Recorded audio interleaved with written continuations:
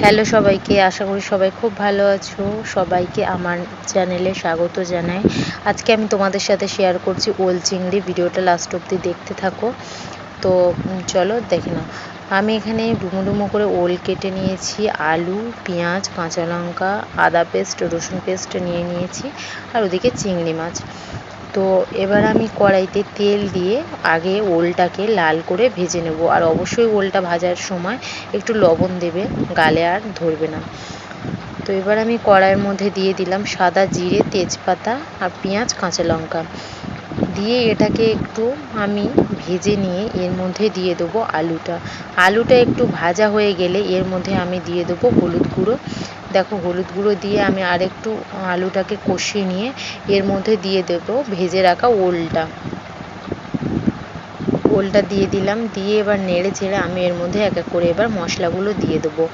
আদা বাটা, রসুন বাটা, আর আমি কালারের জন্য দিয়ে দিচ্ছি এখানে কাশ্মীরি রেড চিলি পাউডার।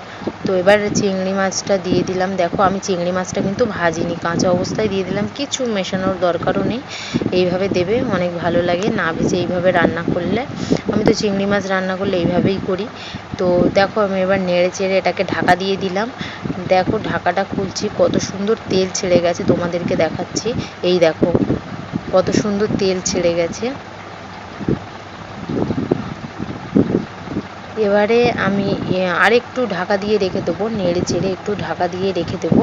দিয়ে আমি ওদিকে একটু গরম জল বসিয়ে দেবো তরকারিতে দেওয়ার জন্য। আমার তো মনে হয় সব তরকারিতে ঠান্ডা জলের থেকে গরম জলটা দেওয়াই বেটার, আমার মতে এটাই বলে। তো দেখো, আমি কষতে কষতে কিন্তু আলু ওলটা সব সিদ্ধ হয়ে গেছে, সেটাই দেখাচ্ছিলাম। তো ওদিকে জল গরমটা হয়ে গেছে, আমি জল গরমটার মধ্যে দিয়ে দিলাম।